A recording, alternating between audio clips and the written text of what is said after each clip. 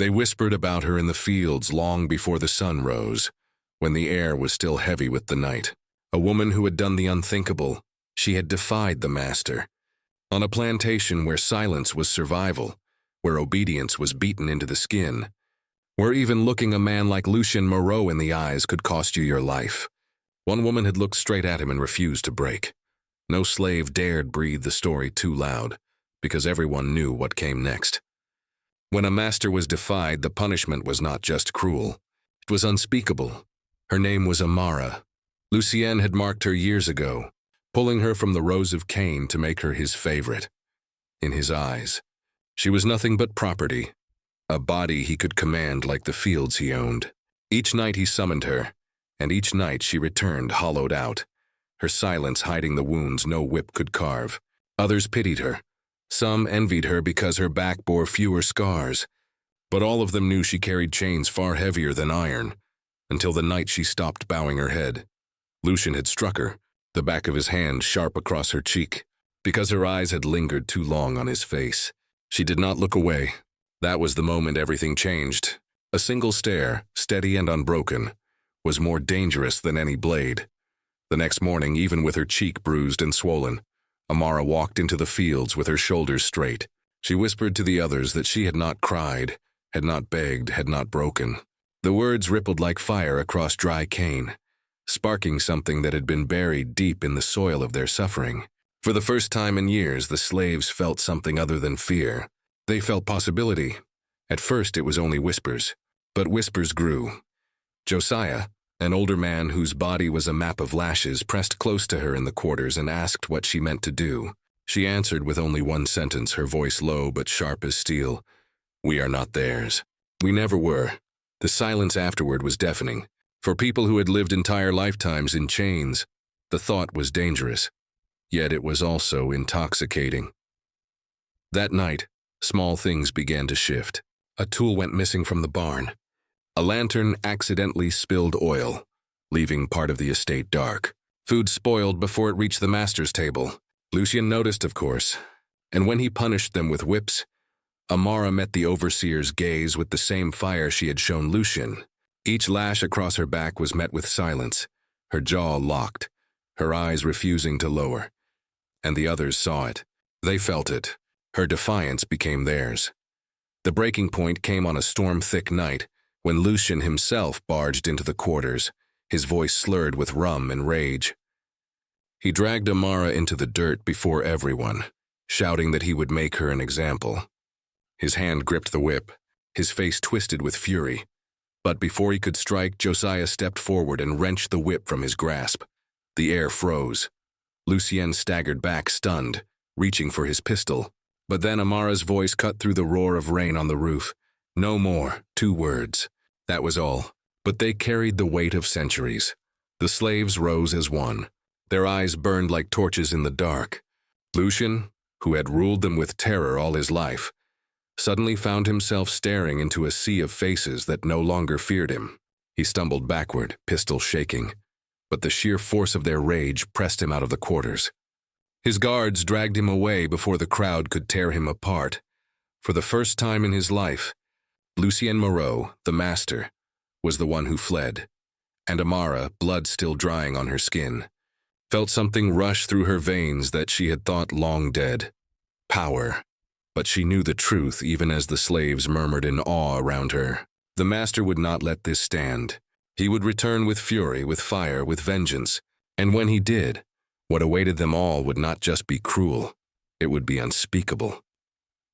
The morning after Lucien's retreat, the plantation breathed in a silence so sharp it cut the air. For years, dawn had always begun with the crack of whips, the bark of overseers, the shuffle of bare feet across dirt. But on this day, the masters did not appear. The guards lingered near the big house, their faces grim, their hands heavy on muskets. Something had shifted. Everyone knew it. The slaves whispered Amara's name like a prayer. She had stood against the master and lived. She had spoken 2 words, no more, and it was as if chains had begun to loosen in every heart. Some smiled for the first time in years. Others trembled, knowing joy was dangerous, that hope was a fire the master would try to stamp out. Amara herself did not smile. She knew Lucien Moreau. She knew the kind of man who believed his power was absolute, his will divine. For him, last night was not humiliation. It was war. She knelt in the dirt of the cane fields, hands gripping the earth, whispering to herself the truth she had carried since childhood. They can break our backs, but they cannot break what we carry inside. But as she whispered, she saw the fear in the eyes around her. Mothers clutching their children. Men pretending to be strong while their hands shook. That night they gathered in the quarters again. Smoke from oil lamps curled in the thick air. Faces glistened with sweat, shadows dancing on the walls. Josiah stood beside Amara, the whip he had stolen from Lucien hidden beneath his cot like a trophy. His voice was gravel as he spoke. He will come back. And when he does, he won't come alone. Murmurs rippled through the room. They knew what it meant. Retaliation, punishment. Unspeakable things they had all heard of but prayed never to face. Entire villages burned. Families torn apart. Women dragged into the big house, never to return the same. We fight, Amara said. Her voice was calm, steady, but every syllable throbbed with conviction. If we bow now, it will be worse than death. If we rise, we might yet see the sun as free souls. Some shook their heads. Old Samuel, his beard gray, his back bent from years of lashes, muttered, "Child, you don't know what you're saying. The master's cruelty runs deeper than the river. You think he'll stop at you? He will burn us all." Amara met his gaze, unflinching. "Then let him burn. But we will not kneel." A silence followed, heavy, dangerous. And then Josiah's fist struck the wooden wall. "I'll stand with her," he said. "Better to die a man than live as his beast." One by one, others nodded. Not all, but enough. Enough to spark something bigger than fear. The next day, the retaliation began. Lucien returned, not alone but with riders from neighboring estates. They thundered down the dirt road, muskets on their backs, whips coiled at their sides. Their horses' hooves sent clouds of dust spiraling into the air, and from the fields the slaves watched in silence, hearts pounding. The master dismounted before the quarters, his face pale with fury. He did not speak at first. He only stared, his gaze sweeping across the gathered slaves until it landed on Amara. "You think you can shame me?" His voice was low, but venom dripped from every word. "You think you can raise your eyes to me and walk away breathing? You forget what you are." Amara stepped forward. The others held their breath. "We are not yours," she said. "We never were." Gasps rippled through the crowd. The guards shifted, uncertain. Lucien's face twisted, and in a sudden motion he struck her across the face with the butt of his pistol. She crumpled into the dirt, blood on her lips, but she did not cry. She did not beg. She lifted her head, eyes blazing. Lucien's fury ignited. "If you will not be broken," he hissed. "Then you will be erased," he snapped his fingers. Two guards dragged a boy forward, a child no older than 12. His mother screamed, clawing at the men, but was thrown back into the dirt. Lucien's pistol aimed at the boy's head. The slaves erupted in cries, pleas, curses. Amara struggled to her feet, her body trembling but her voice sharp. "It's me you want, not him." Lucien's cold smile cut through the chaos. "It's all of you I want. And I will teach you what happens when one of mine dares defy me." The crack of the pistol shattered the air. The boy collapsed. His mother's scream ripped through the fields, a sound so raw it seared the night itself. The slaves froze, horror locking their limbs as Lucien lowered his weapon, smoke curling from the barrel. "This is the beginning," he said softly. "And I promise you, what comes next will be unspeakable." He turned and walked away, leaving the child's body in the dirt, the mother wailing, and the slave staring in stunned silence. Amara stood, blood dripping from her brow, her heart pounding with grief and rage. She knew in that instant that there could be no turning back. The rebellion was no longer just about freedom. It was about survival, and the price of defiance had only just begun. The boy's body lay in the dirt until the sun bled over the horizon. His mother's cries had long since turned to hoarse whimpers, her arms wrapped around his lifeless frame as if warmth might return. No one dared move her. No one dared bury him. His small face, still, eyes open to the sky, became a silent monument of what Lucien had promised, the beginning. That night, the quarters were not filled with whispers but with silence, heavy, suffocating. the kind of silence that comes before storms. Amara sat in the corner, her body aching, her cheeks swollen where the pistol had struck. But her pain was nothing compared to the fire that burned in her chest. She could still see the smoke curling from Lucian's pistol, hear the boy's body hit the ground, hear the echo of his mother's scream.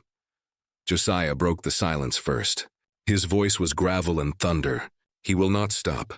Tonight it was the boy. Tomorrow it will be one of us. Then all of us. No one argued. Amara lifted her head.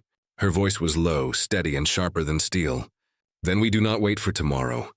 Dozens of eyes turned to her. Some wide with fear, some with the fragile glimmer of hope. Old Samuel spat into the dirt, shaking his head. Child, you'll get us all killed. You saw what he did. You think we can fight muskets with our bare hands? You think courage stops bullets? Amara leaned forward, her eyes locked on his. Courage doesn't stop bullets, but neither does silence. Neither does bowing. You think if we do nothing, he'll spare us? No. He'll take us one by one until nothing is left but ghosts in his fields. Her words hung heavy in the room. The fire cracked in the oil lamp, shadows twitching on the walls like restless spirits. Josiah pulled the stolen whip from beneath his cot and tossed it into the center of the floor. The leather coiled like a snake. This was his weapon. Now it's ours. Maybe we don't have muskets, but we have fire. We have blades hidden in the cane. We have the dark, and most of all, he glanced at Amara, we have nothing left to lose.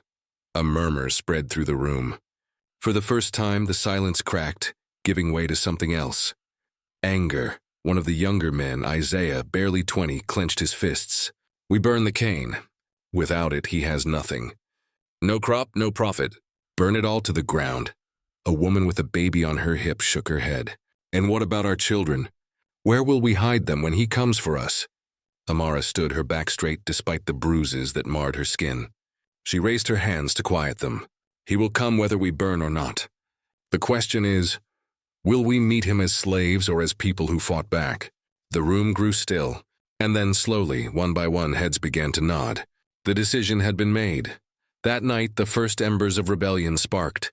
They moved in silence, shadows slipping between rows of cane. A stolen flask of oil passed from hand to hand. Sparks lit against flint, small flames coaxed to life, then fed to dry stalks thirsty for fire. The fields roared alive in orange and gold. Smoke billowed into the night sky, thick and choking, blotting out the stars. The slaves watched from the edge of the trees, their eyes reflecting the blaze. For once it was not them burning under the master's lash. It was his world, his wealth, his pride, consumed by fire. But the triumph lasted only moments. The riders came. Lucien at their head, his face twisted with fury, his pistol gleaming in the firelight. Muskets cracked, bullets slicing the night. The slaves scattered, some screaming, some clutching children, some frozen in terror.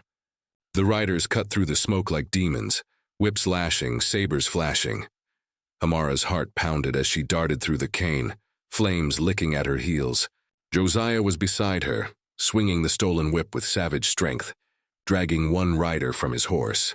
The man screamed as he fell into the fire. Isaiah drove a rusted blade into another's thigh, pulling him down into the dirt.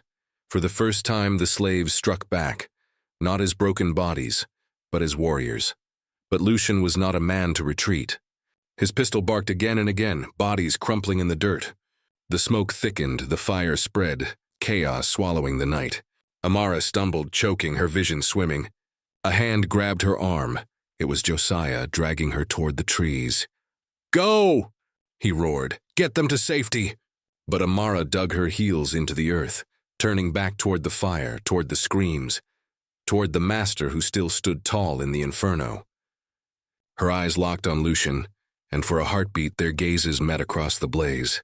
His lips curved into a cruel smile. This was only the beginning, and Amara knew it. The rebellion had been born, but the price had only begun to be paid. The fire smoldered for 2 days. The cane fields, once Lucian's crown of wealth, lay in ash and smoke. Blackened stalks jutted from the earth like the bones of a corpse, and the air stank of ruin. For the slaves, it had been a glimpse of freedom, to see the master's treasure burn. But for Lucien Moreau, it was a wound that demanded blood. On the third night the storm broke. The riders came back, more of them than before. Not 10, not 20, dozens. Lanterns swung from their saddles, casting halos of light on grim faces. They dragged wagons behind them, wagons covered with chains and iron. The sound of hooves thundered through the night, and with it the air grew thick with dread. In the quarters, the children clung to their mothers.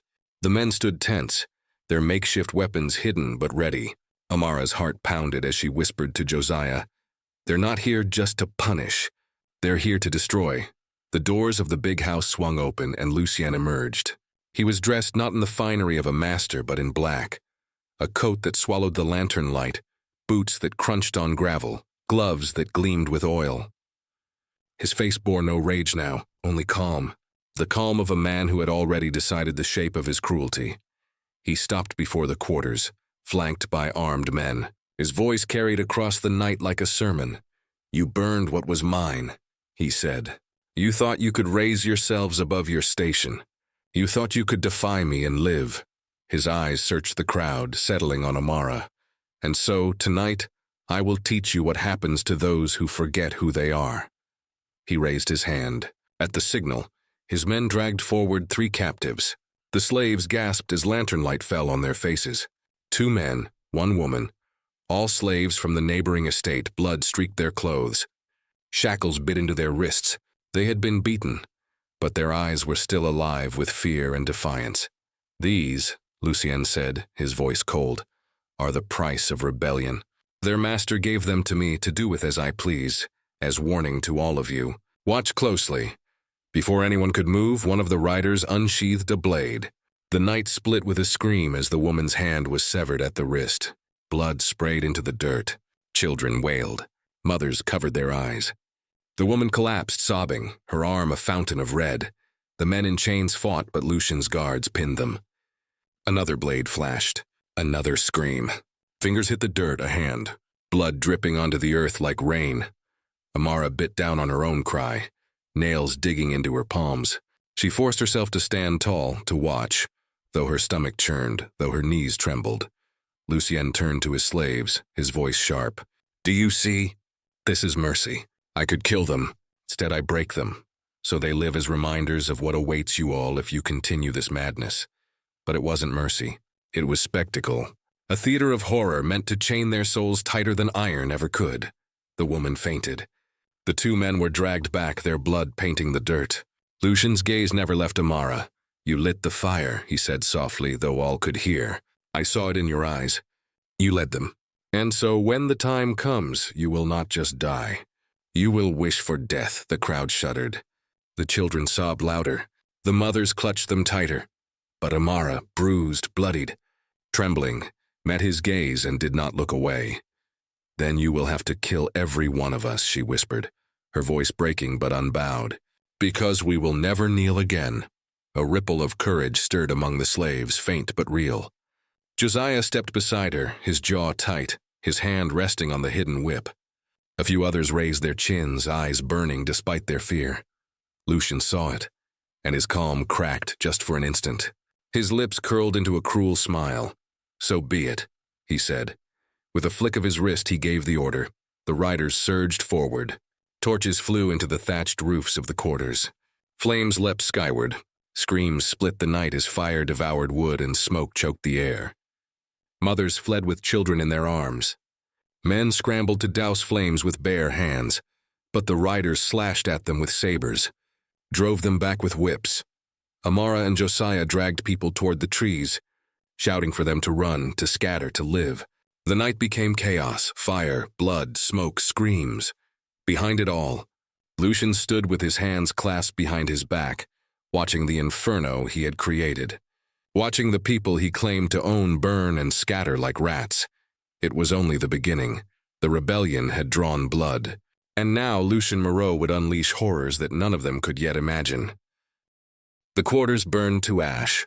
For 2 nights, the survivors huddled in the swamp beyond the plantation, their bodies bruised, their lungs raw from smoke.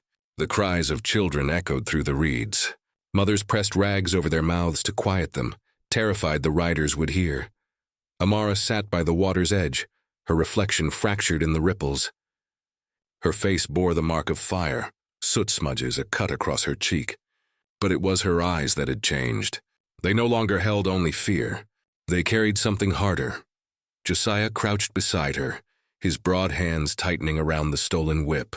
"We cannot hide forever," he said. "If we scatter, he'll hunt us down one by one. We have to strike first. Kill him, tonight." The others gathered, their faces gaunt, their eyes hollow. The children were too weak to move, the elders too frail to run. Every soul turned to Amara. She stood slowly, her voice rough but steady. "Then we take the fight to the big house. Not just fire, not just blades. We end Lucien Moreau, or we end as ashes like the cane." A murmur rose, agreement, desperate and trembling. But then a voice broke the fragile unity. Old Samuel, who had always counseled silence, pushed himself to his feet. His hands shook, but his words cut like iron. "No, you'll damn us all. You think you can kill him? You think you can stand against muskets, against sabers, against men bred for slaughter? You'll lead us to graves before dawn." Amara stepped toward him, fire in her tone. "We are already in graves, Samuel. Every lash, every chain, every scream, it is death in slow pieces. I will not wait for him to finish cutting me apart." But Samuel did not flinch. His eyes darted toward the trees. "You do not understand. He cannot be defeated. Not him, not his men. They are too many." And then Amara saw it, the flicker in his eyes, the shift of his shoulders, the guilt that clung to him like sweat. She froze. "What have you done?" Before Samuel could speak, the night split with a whistle, shrill, sharp, unnatural. Torches flared in the distance. The pounding of hooves shook the earth. The swamp erupted with chaos. Lucien's riders surged from the trees, steel flashing in lantern light. Muskets barked, whips cracked. Children screamed as mothers dragged them deeper into the water.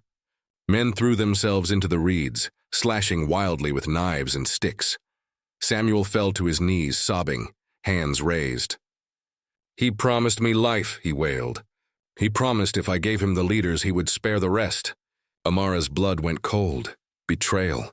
It had lived among them, breathed beside them, prayed with them.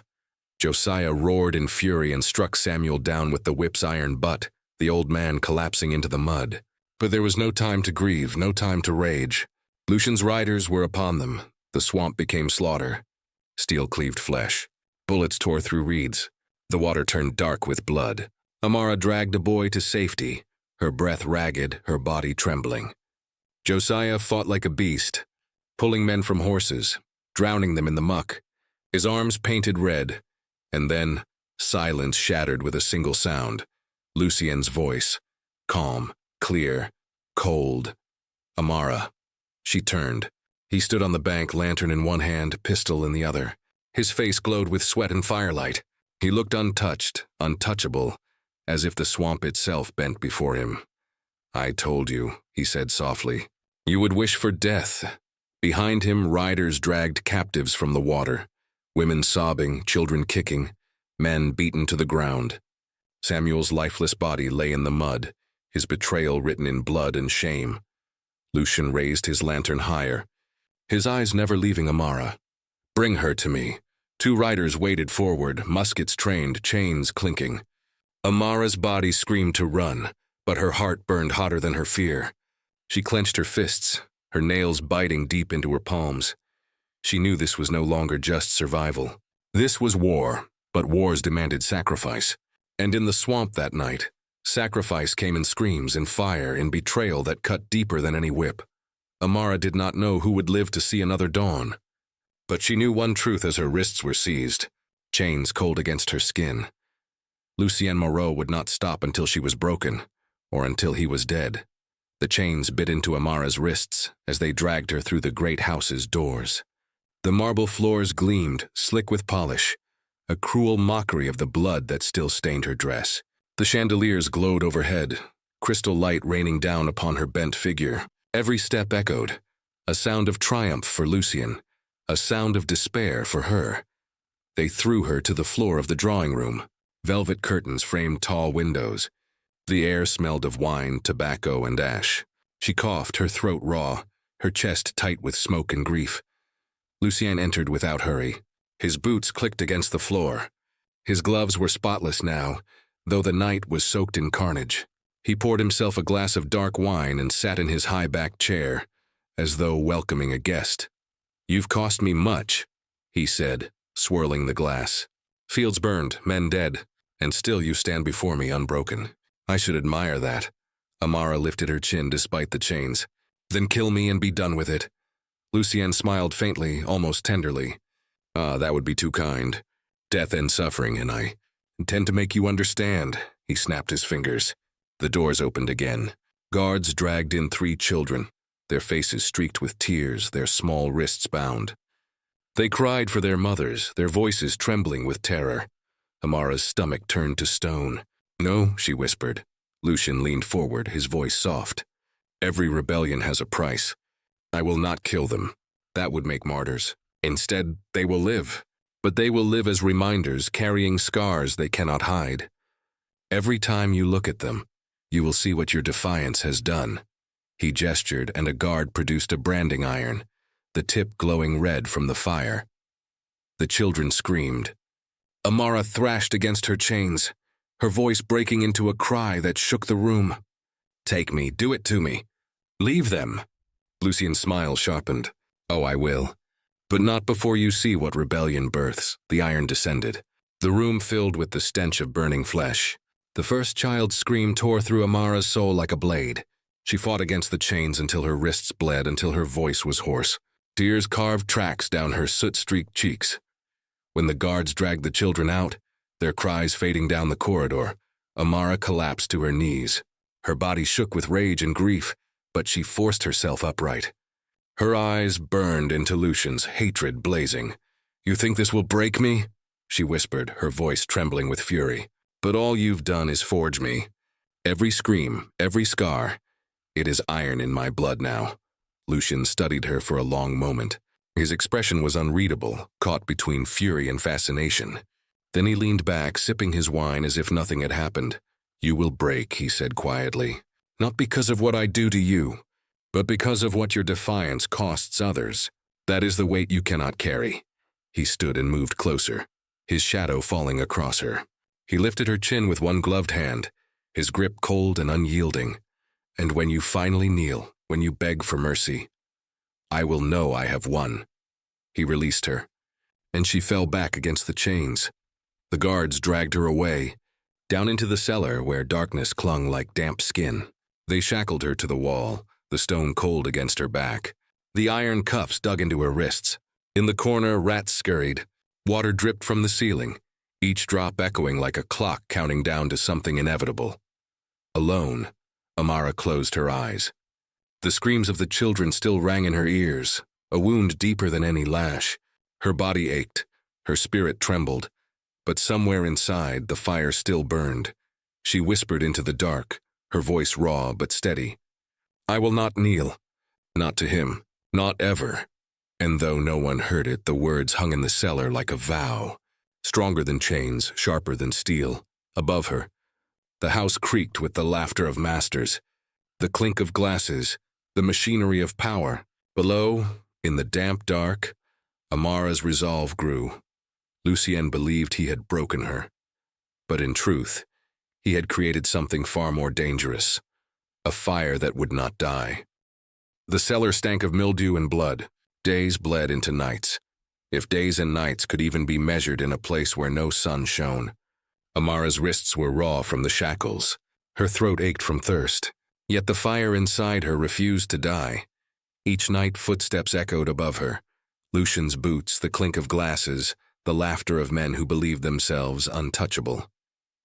Each sound carved itself into her memory like a map. She began to count the steps, the hours, the pauses between patrols. She was not waiting for rescue. No one was coming. She was learning. On the third night, a guard descended with bread and water. He was young, his beard thin, his eyes averted as he shoved the crust toward her. Amara caught his wrist. Her voice cracked, but her words were sharp. "You have a mother." The guard froze. "You have a mother," she repeated. "What would she see in your eyes if she knew what you've done? If she knew you served a devil who brands children?" The boy yanked free, face pale, muttering curses to hide the tremor in his voice. He left quickly, but his footsteps stumbled on the stairs. Amara knew then, not all men were stone. Some were cracks waiting to split. By the fifth night, the cracks widened. The young guard returned. He lingered too long, his lantern trembling in his hand. Amara watched him silent until finally he whispered, "Why don't you break?" "Everyone breaks." Amara met his gaze, her voice low. "Because I am not a slave in here," she tapped her chest. "Only he is chained to his cruelty. I am free." Something flickered in the boy's eyes. Fear, and something else. Shame. When he left, he dropped a sliver of metal near the water bowl. A nail, rusted and sharp. Amara stared at it for a long time, her heart pounding. Then she smiled, the first smile in days. That night she began her work. The nail was weak, the cuff stronger, but determination was iron too. Each scrape sent sparks into her blood. Each drop of blood from her wrists was a promise. Hours passed. The rat scurried closer, drawn by the scent of sweat and blood. Her arms screamed with pain. But then, a click, a whisper of freedom. The shackle loosened. Amara froze, breath caught in her throat. She was free, not fully. The other cuff still bound her, but her hand was loose enough to move. To reach, to fight, she tested her strength. She could slip half her body out, though the iron bit her flesh raw. If the chance came, she could escape. The chance came sooner than she expected. On the seventh night, Lucian descended himself. His boots clicked against the stone. He carried no lantern. His shadow filled the room like a curse. He crouched before her, studying her face. "You still breathe," he said softly. "Good, I need you alive. Alive to watch every soul you love be torn apart." Amara stared back, silent. The fire in her eyes burned hotter than his lantern ever could. Lucien leaned closer, so close she could feel the cold of his breath. "But perhaps I've underestimated you. Perhaps pain is not enough." He raised a knife, the blade gleaming. "Perhaps hunger, silence, solitude. Perhaps these will make you beg." As his hand lowered, Amara moved. Her free wrist shot forward. The nail still clutched in her palm. She slashed.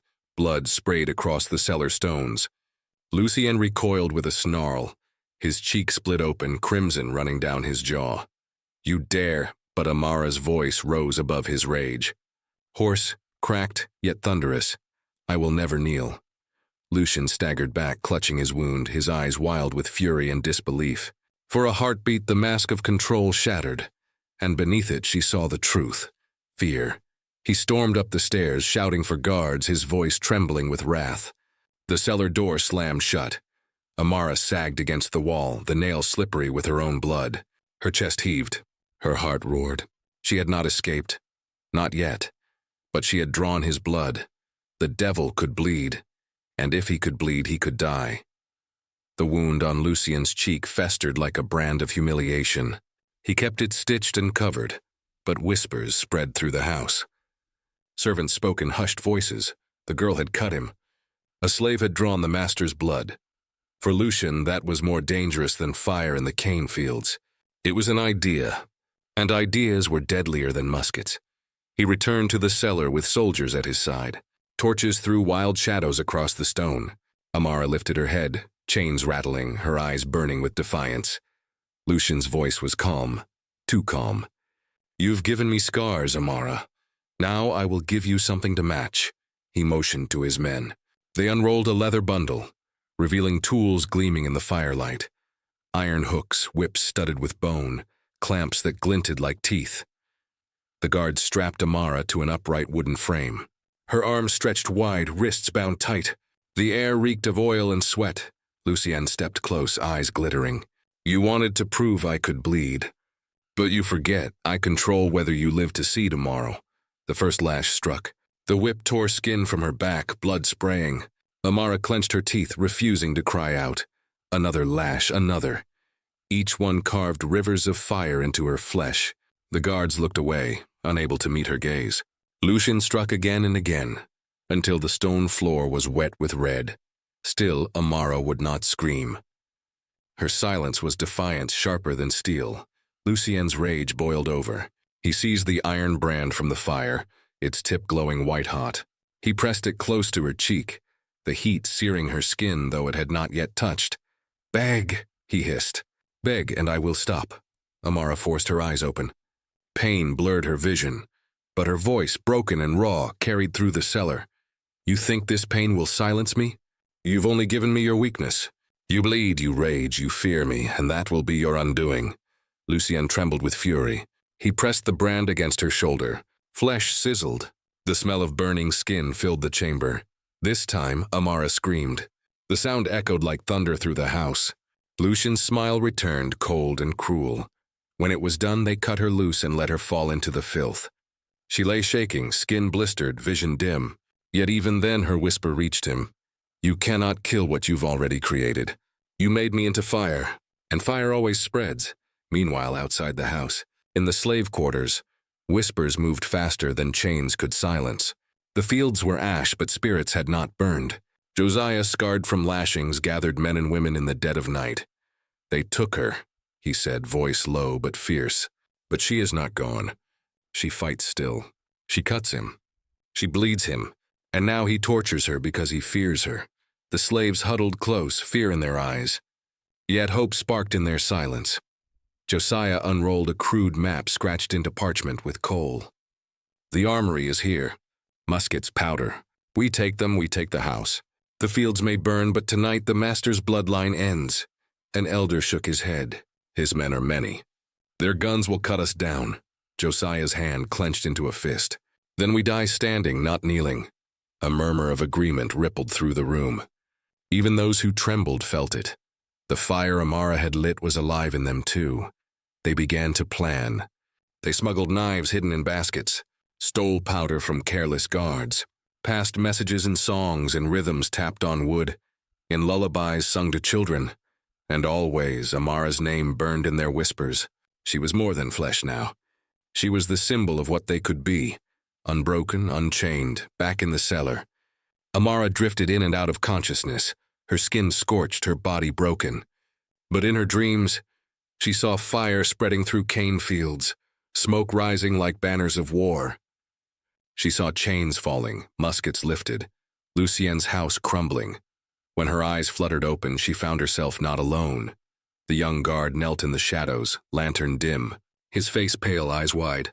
He held out a flask of water, trembling. "You're not supposed to live through this," he whispered. "But you won't die, will you?"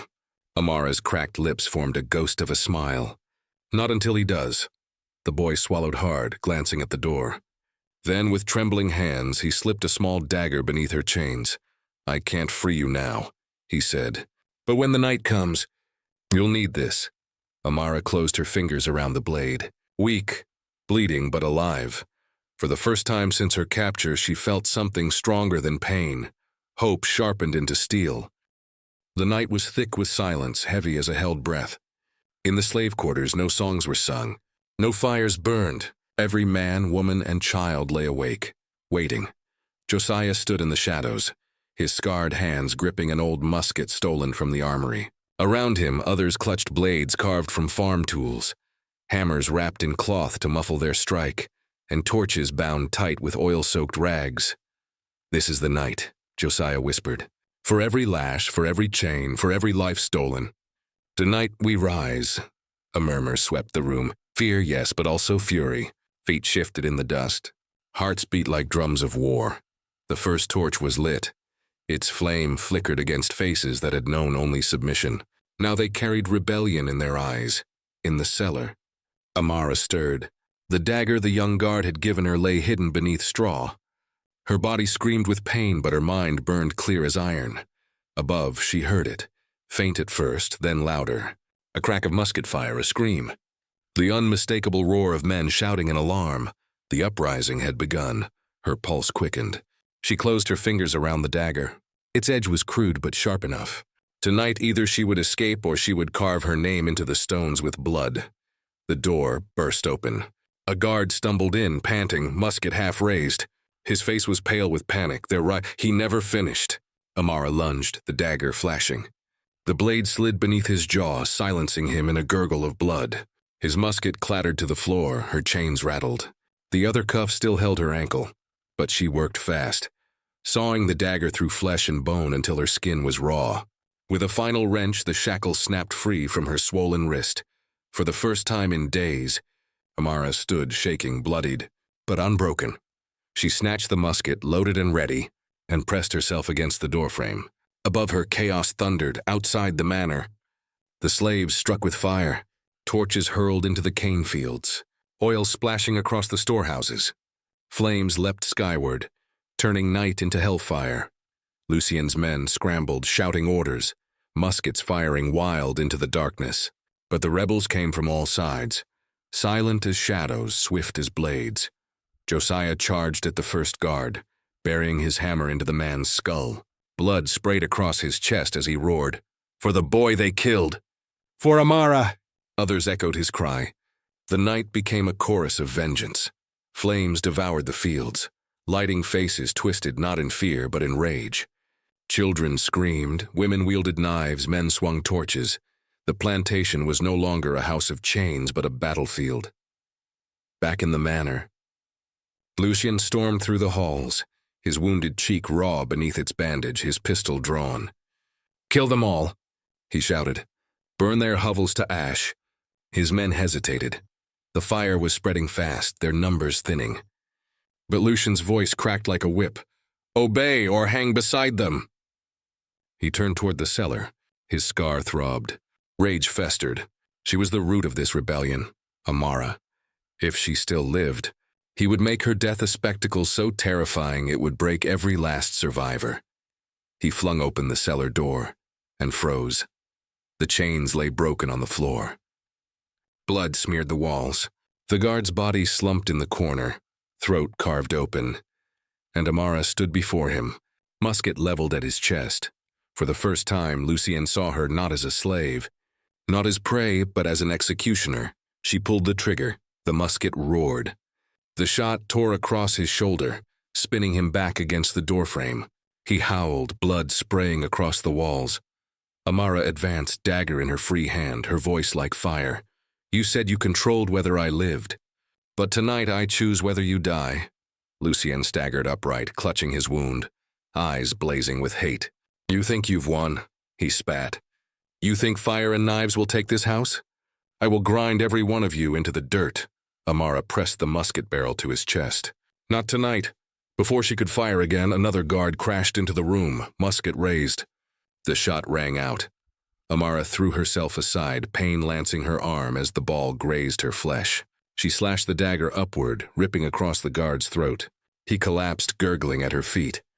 Lucien used the chaos to stumble back, clutching his bleeding shoulder. His eyes burned with a promise of vengeance. "This isn't over," he snarled, before vanishing into the smoke-filled halls. The house above burned. Amara staggered up the steps, musket in one hand, dagger in the other. Her back blazed with wounds, but her spirit burned hotter than the fires consuming the plantation. She emerged into the courtyard, and the sight struck her breathless. The slaves had risen. Flames lit their faces as they fought, as they killed, as they shouted her name. Amara. It echoed like thunder. The plantation that had been a prison for generations was now a battlefield of freedom. And she, bloodied but unbroken, was no longer a prisoner. She was their leader,